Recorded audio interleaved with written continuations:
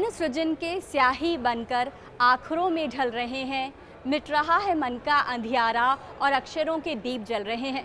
नमस्कार, स्वागत, अभिनंदन डीडी भारती पर हमारी खास रिपोर्ट साहित्य उत्सव से। साहित्य की पिछले 7 दशकों से अनवरत सेवा कर रही साहित्य अकादमी इस साल अपने 70 वर्ष पूरे कर रही है और इसी उपलक्ष्य में दिल्ली में 11 से 16 मार्च तक आयोजन हो रहा है साहित्य उत्सव का, जहां 190 से ज़्यादा सत्रों में 1100 से अधिक राष्ट्रीय और अंतर्राष्ट्रीय लेखक, विचारक, विद्वान और विदुषियां अपने विचार रखेंगे। साहित्य उत्सव में युवाओं, बच्चों और समाज से जुड़े जिन विषयों पर चर्चा और विमर्श हुए वे वाल्मीकि सभागार, वेद व्यास सभागार, कबीर सभागार, मीराबाई सभागारों में संपन्न हुए और हम सभी जानते हैं कि इन शब्द मनीषियों ने भारतीय साहित्य में कितना अनमोल योगदान दिया है। 11 मार्च को बदलते भारत, युवा भारत और बच्चों से जुड़े विषयों पर चर्चा हुई। साथ ही LGBT कम्युनिटी के राइटर्स ने, साहित्यकारों ने भी अपने विचार इस साहित्य उत्सव में रखे। खास बात यह है कि युवाओं, बच्चों और समाज से जुड़े इन विषयों पर जो परिसंवाद और चर्चाएं हुई वो वाल्मीकि सभागार, कबीर सभागार, वेद व्यास सभागार समेत ऐसे सभागारों में आयोजित हुई जिनमें साहित्यकारों को सम्मान मिला, अपनी अभिव्यक्ति के लिए मंच मिला। और हम सभी जानते हैं कि इन शब्द मनीषियों ने साहित्य में कितना अनमोल योगदान दिया है। विश्व साहित्य उत्सव के पहले दिन यानी 11 मार्च को जहां कविता की रंगोली सजी, बहुभाषी कविता पाठ का आयोजन हुआ, तो वहीं LGBTQ सम्मेलन भी आयोजित हुआ जिसमें ट्रांसजेंडर साहित्यकारों ने अपने विचार रखे। इसके साथ ही 12 मार्च को पुरस्कारों की घोषणा हुई, साहित्यकारों का सम्मान हुआ साहित्य अकादमी 2023 में। 12 मार्च को विश्व साहित्य उत्सव में साहित्य अकादमी 2023 के पुरस्कारों की घोषणा हुई और साहित्यकारों और लेखकों का सम्मान हुआ। और 13 मार्च को साहित्य की दुनिया के एक ऐसे चितेरे ने अपनी बात रखी, अपनी अभिव्यक्ति सामने रखी जिन्हें साहित्य की दुनिया में बहुत ऊंचा दर्जा हासिल है। गुलजार साहब जब इस विश्व साहित्य उत्सव में आए तो दर्शकों और पाठकों को एक नया अनुभव मिला। इसके साथ ही और क्या कुछ खास रहा है इस विश्व साहित्य उत्सव में, साहित्य उत्सव से जुड़ी हर छोटी बड़ी झलकी आप तक लेकर आएंगे इस खास टीवी रिपोर्ट में, तो बने रहिए हमारे साथ।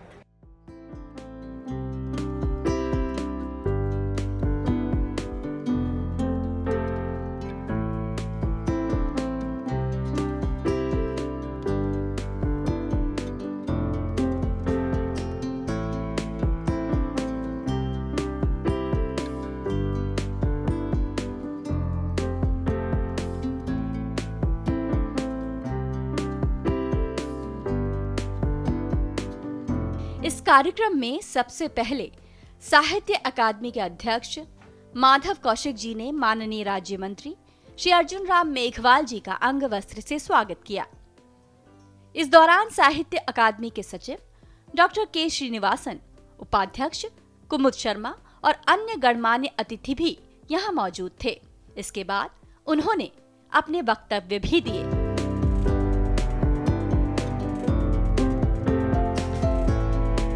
इसके उपरांत श्री अर्जुन राम मेघवाल, माननीय संस्कृति राज्य मंत्री, भारत सरकार द्वारा साहित्य अकादमी साहित्य उत्सव 2024 विश्व के सबसे बड़े साहित्य उत्सव का उद्घाटन किया गया और आलोक को नमन करते हुए दीप प्रज्वलित हुआ।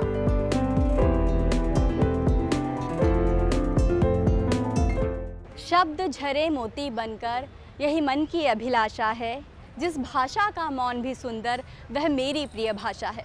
वैसे तो दिल को दिल की बात समझने के लिए किसी भाषा की ज़रूरत नहीं होती, लेकिन जब बात अक्षरों की आती है तो साहित्य अभिव्यक्तियों के बीच एक सेतु का काम करता है। और यही सेतु विश्व साहित्य उत्सव में भी नज़र आया, जहां बहुभाषीय लेखकों ने कविता पाठ किया, अपनी अभिव्यक्ति की रंगोली सजाई। आइए आपको दिखाते हैं कुछ ऐसी ही अभिव्यक्तियाँ। He aimed the arrows of silence at the right time. She was lost in never-ending grief. He thundered, sulking in and suspecting. हम सभी का बचपन कभी किस्से, कहानियों और कविताओं से भरा होता था, लेकिन फिर कामयाब इंसान बनने की दौड़ में कहीं ना कहीं ये किस्से कहानियाँ पीछे छूट गए। लेकिन विश्व साहित्य उत्सव में इन किस्से कहानियों का दौर फिर से लौटा। बाल साहित्य से जुड़े कई गंभीर विषयों पर चर्चा हुई, जैसे बाल साहित्य में बदलता अनुवाद और कहानी वाचन की नई परंपरा। आइए आपको सुनवाते हैं उन लेखकों के विचार जो बाल साहित्य को लेकर गंभीर सृजन कर रहे हैं।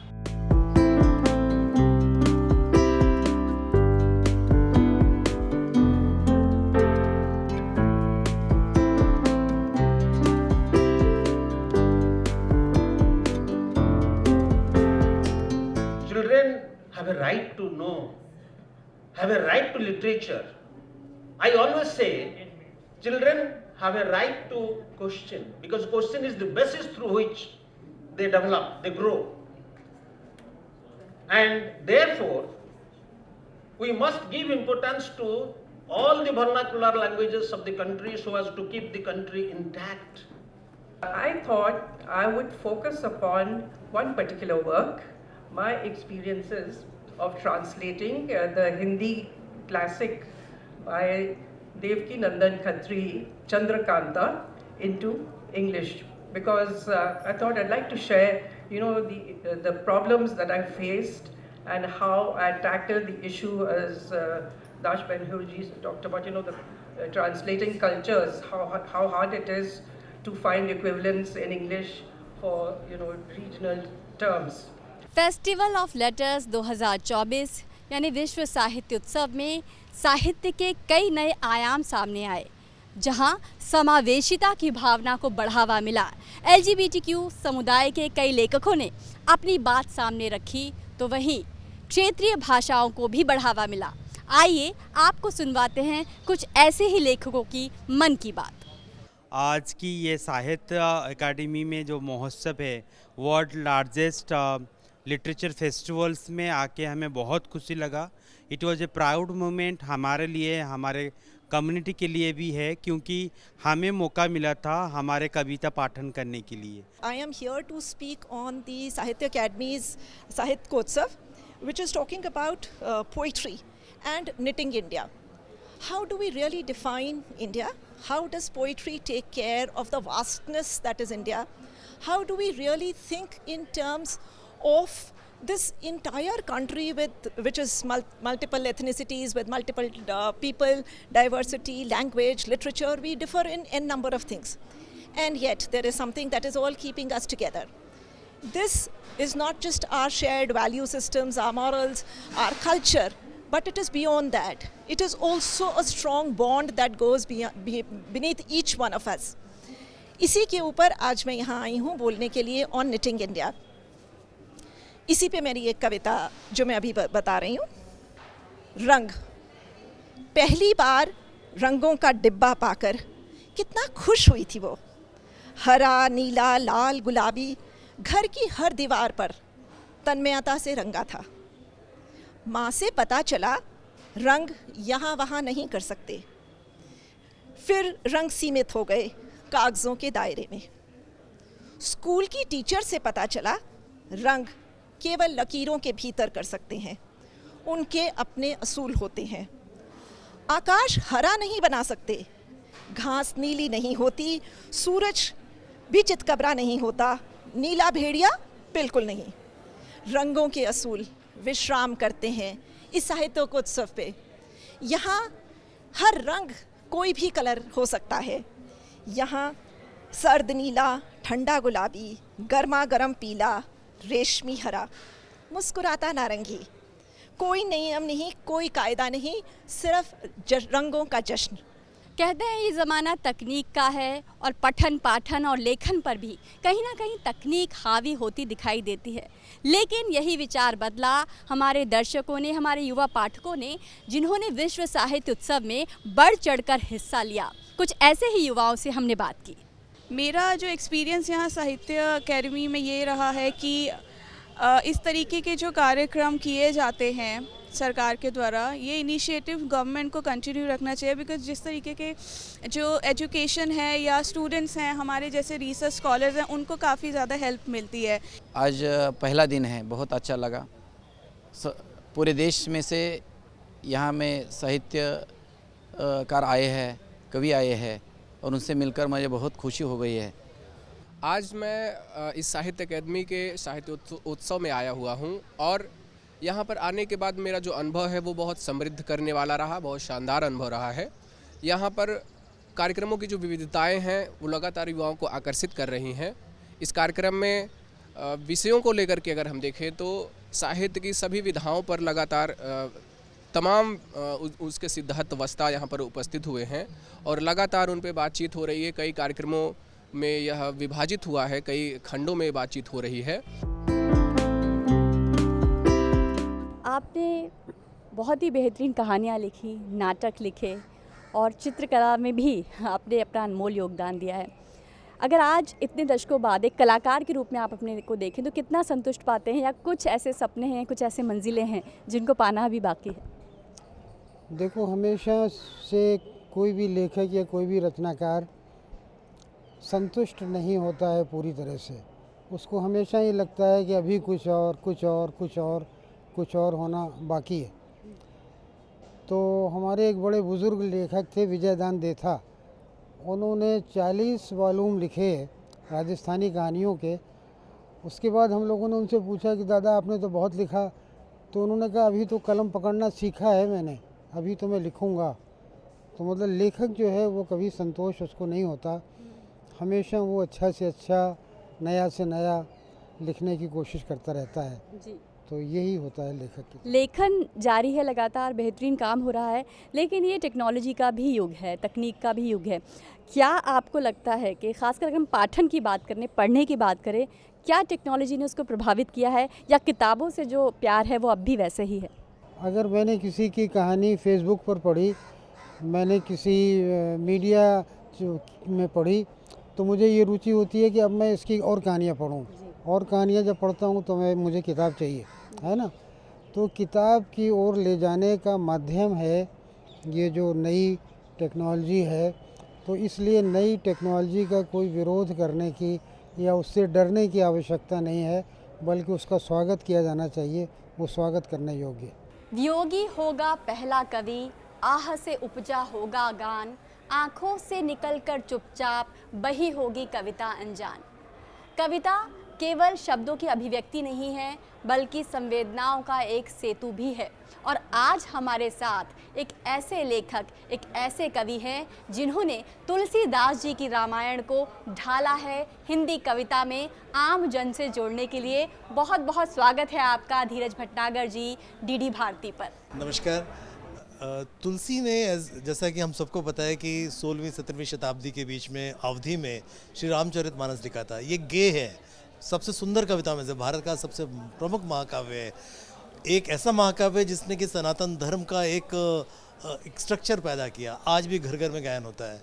तो कोविड के समय में मुझे इसको पहली बार कायदे से पढ़ने का मौका मिला। पीस मील में थोड़ा पढ़ा होगा और इतना अच्छा लगा, मुझे लगा इसमें जीवन जीने के सूत्र छिपे हुए हैं।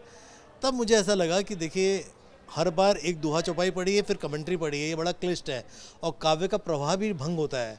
तब मैंने निर्णय किया कि क्यों ना इसका काव्य अनुवाद किया जाए हिंदी में, जिससे आज की युवा पीढ़ी को उसका लाभ मिले। और आज की भाषा है हिंदी। रावण रथ पर रथ बिन रघुवीर, देख विभीषण हुए बड़े अधीर, प्रीति अधिक संशय से मन डोले, चरण पूज प्रेम सहित बोले, नाथ रत्ना बाना नहीं पादुकाएं, बलि वीर रिपु कैसे जीता जाए, कृपा निधान बोले सुनो सखा जरा, जिससे मिले विजय रथ वह दूसरा। धीरज शौर्य चक्र उस रथ के, धीरज शौर्य चक्र उस रथ के, सत्यशील ध्वजा पताका जिसके, परहित विवेक बल निषेध चार घोड़े, समता क्षमा कृपा डोर से जोड़े। है ईश्वर भजन सारथी सुजान, है ईश्वर भजन सारथी सुजान, विरक्ति है ढाल संतोष कृपाण, सुमति है शक्ति प्रचंड फरसा है दान, कठोर धनुष सा उत्तम विज्ञान, निर्मल मन अचल तर्कस समान, शम यम नियम विपुल सब बाण, अभेद कवच विप्र गुरु की पूजा, विजय उपाय ऐसा नहीं दूजा। धर्म में रथ सका ऐसा हो जिसका जीत सके ना रिपु कोई उसका। बदलते दौर में साहित्यिक विधाओं का भी स्वरूप बदला है। लोगों से जुड़ने के लिए नए नए रास्ते सामने आ रहे हैं और ग्राफिक नॉवेल्स भी एक ऐसी ही विधा है जो बच्चों और बड़ों सभी में तेज़ी से लोकप्रिय हो रही है। साहित्योत्सव में ग्राफिक नॉवेल्स की बढ़ती लोकप्रियता पर भी एक सार्थक विमर्श हुआ। आइए आपको मिलवाते हैं कुछ ऐसे लेखकों से जो ग्राफिक नॉवेल्स के क्षेत्र में गंभीरता से काम कर रहे हैं। बॉलीवुड से सबसे बड़ा फ़ायदा ये हुआ कि वहाँ से मुझे स्क्रिप्ट राइटिंग, फिल्म्स के लिए स्क्रिप्ट कैसे लिखी जाती है, and specially the shooting script. तो शूटिंग स्क्रिप्ट में जो होता है वही हमारे कॉमिक्स में होना चाहिए। There is minimum possible words and maximum possible expressions. Storyboards and comics have a lot of DNA shared. They do, but that parallel ends at a certain point. And in fact, it will be our friend Joshi over here is an animator, and I think when it comes to you, we'll also get a chance to see how that background of being an animation film director helps with this planning. People never thought के जो foreign के characters जो होते थे, torsion और Phantom और ये सब जितने भी 99% of the characters were wearing underwear over the pant. Yes, this was the first character who came out without underwear over the pant. So graphic novels, I think, is a more modern term for comics, which is just a mix of images and text and telling a story through not just words but images as well, panels and characters and all of that. And I think the relevance is ever increasing today because graphic novels are becoming more accessible as a medium, and a lot more people are getting into it because it's easier to access things with not just text, but you're able to see the visuals and everything. And a lot of important stories, especially in this country, are coming up through graphic novels. Coming to Sahitya events is always an eye-opening experience because you realize कि जो लोग English में लिखते हैं वो इस दरिया में, इस ओशन में एक बूंद है सिर्फ। और मुझे बहुत अच्छा लगता है अलग अलग बैकग्राउंड के लोगों से मिलना यहाँ पे। It's extremely eye opening, it's educational, and I think it's a valuable experience for all of us to step out of our little holes and come here and meet a community. पंछी इन्हें देख खुश होते, डाल डाल मुस्काती है, कुछ फरिश्तों को कुदरत की बोली आती है। विश्व साहित्य उत्सव में जब आदिवासी कवियों और पाठकों को अपना मंच मिला तो उनकी अभिव्यक्ति में प्रकृति के प्रति प्रेम तो था ही, साथ ही अपनी माटी के प्रति गर्व की भावना भी थी। आइए आपको कुछ ऐसे ही जनजातीय लेखकों और कवियों की अभिव्यक्ति से रूबरू करवाते हैं। गोंडी भाषा पर मैंने पारंपरिक गीत और कविता कही। बीसन खेले साकर गोटी खे कौसुहारे बेटी आजा चांदो ना रोड़ा, चांदो ना रोड़ा रोड़ा रुपिया ना रोड़ा, चांदो ना रोड़ा रोड़ा रुपिया ना रोड़ा आजा चांदो ना रोड़ा। यहाँ साहित्य अकादमी का ये प्रोजेक्ट हमें ऐसा अच्छा लगा कि पूरा हिंदुस्तान यहाँ एक साथ में इकट्ठा हो रहा है, एक मिनी इंडिया एक साथ आया है, और ये एकजुट करने की जो कोशिश साहित्य अकादमी ने की, ये हमें बहुत अच्छा लगा। आदिवासी कवि सम्मेलन में मेरा एक सेशन था और वहाँ पे मैंने ट्रांसलेशन में मोस्टली कविता पढ़ी है, बट वहाँ पे मैंने एक लोरी सुनाई थी मेरी भाषा की। मैं पहाड़ों से आती हूँ, तो उसी को मैं 2 लाइन यहाँ पे सुना देती हूँ। कुमकाई खाया भी खजेवा ताग्रा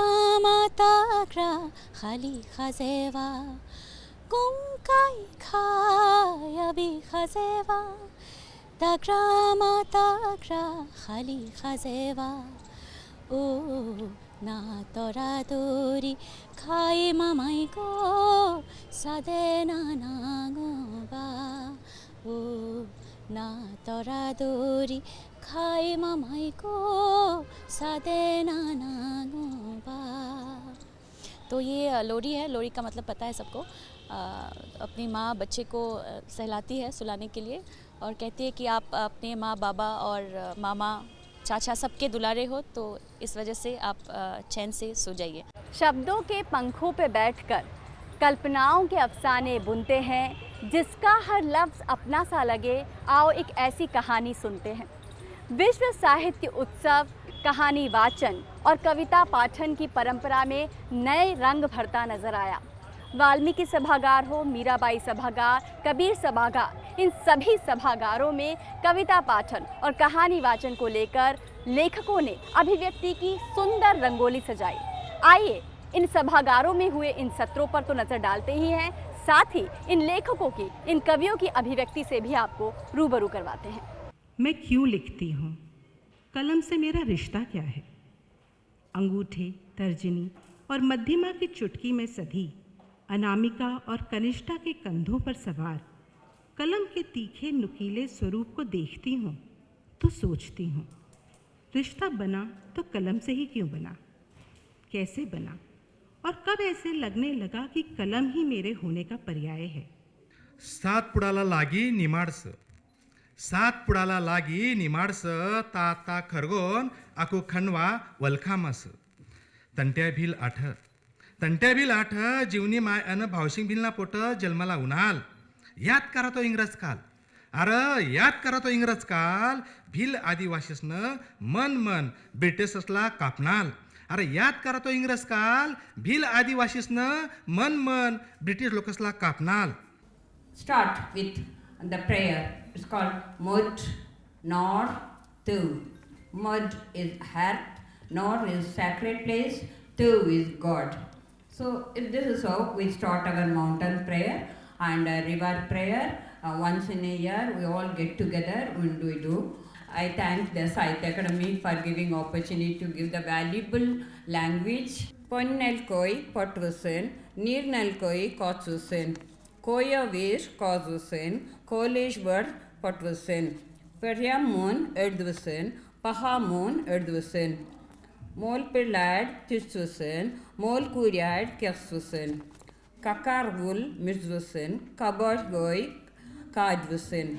यूं तो दुनिया में साहित्य को बढ़ावा देते कई प्रतिष्ठित मंच हैं, लेकिन विश्व साहित्य उत्सव इस मायने में ख़ास है कि यहाँ पर युवा प्रतिभा और अनुभव की जुगलबंदी एक साथ एक ही मंच पर दिखाई देती है। परिसंवाद हो, विचार विमर्श हो, लेखन हो या पठन पाठन, हर क्षेत्र में ये जुगलबंदी दिखाई दी। आइए आपको मिलवाते हैं कुछ ऐसे ही कलम के सिपाहियों से जो इसी जुगलबंदी का प्रतिनिधित्व करते नजर आए। Every Savan evening, Kolkata combs my hair. Always talk about babus and bibis. Tramps have delicate eyes and the lips, inviting people for a joyride around the Maidan. Squeezed between houses of broken red bricks, pigeons look more grey, more shaggy and morose. Nor'wester blows once in a while, we dance to the tune of the wind and rain, making our powdered face a wipeout. The hand rickshaw pullers do not have the GPS, but still going strong with bells and whistles. I wander in the morning and evening on the bylanes, not just to escape, but to find novelty, warmth, new smells and new sensation. A canvas is brought before my eyes. હું શાને આ કયા મેળામાં ભૂલો પડ્યો,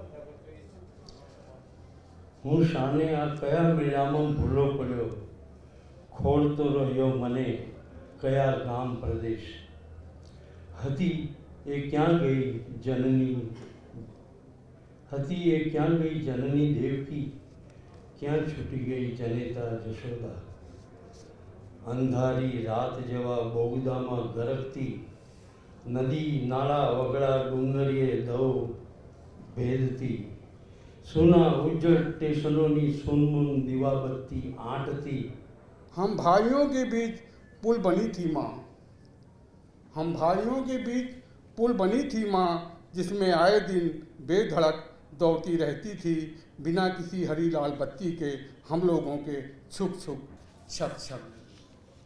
पिता के बाद हम भाइयों के बीच पुल बनी माँ, अचानक नहीं टूटी। पिता के बाद हम भाइयों के बीच पुल बनी माँ, अचानक नहीं टूटी, धीरे धीरे टूटती रही। हम देखते रहे और मानते रहे कि बुढ़ा रही है माँ। विश्व साहित्य उत्सव के पहले 2 दिन समावेशिता, नवसृजन और बदलते भारत की तस्वीर को पूरी तरह से सामने रखने में कामयाब हुए।